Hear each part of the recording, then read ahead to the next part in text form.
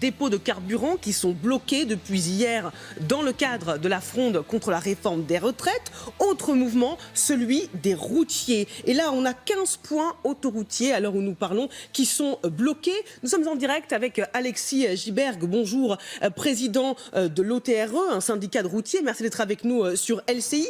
Alors, pour qu'on y voit clair, votre manifestation aujourd'hui, ce n'est pas contre la réforme des retraites, c'est contre la hausse de la fiscalité sur le carburant, si j'ai bien compris. Oui, bonjour madame. Effectivement, notre mouvement aujourd'hui n'est pas un mouvement contre les retraites. Aujourd'hui, notre mouvement, qui est celui des PME françaises du transport routier, est un mouvement de colère et qui est lié tout simplement à un matraquage fiscal que les entreprises aujourd'hui ne peuvent pas supporter et ne peuvent pas continuer d'endurer. Jusqu'où vous êtes prêt à aller pour vous faire entendre, Alexis Giberg ? Écoutez, le premier point, c'est tout simplement de faire reconnaître qu'il y a des difficultés pour nos entreprises. Et le projet aujourd'hui de loi de finances pour 2020 prévoit une taxation supplémentaire du gasoil routier. Alors c'est une goutte d'eau qui fait déborder un vase qui est déjà bien plein.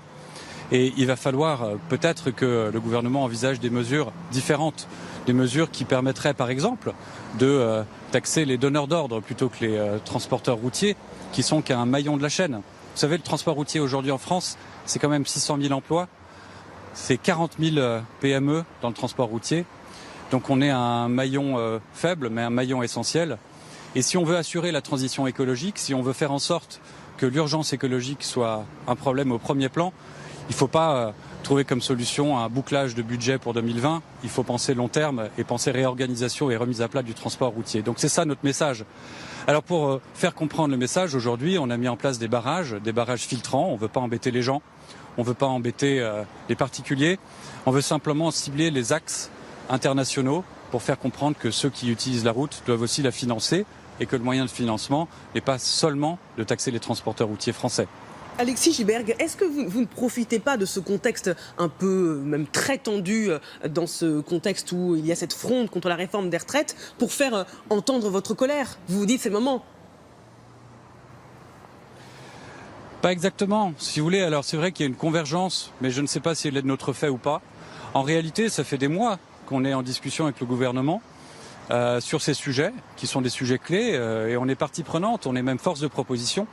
Mais on a l'impression, là, dans ce qui a été annoncé en juillet, et on a annoncé nous-mêmes que si rien n'était fait, nos entreprises, nos adhérents, les patrons du transport routier français, en tout cas les PME que je représente aujourd'hui en Ile-de-France, ne seraient pas d'accord et qu'il faudrait à un moment ou à un autre que ça s'exprime. Donc c'est ce qui se passe aujourd'hui. Mais on profite de rien. On est très mécontents et on est même mécontents d'être mécontents. Il faudrait que les choses puissent se solutionner.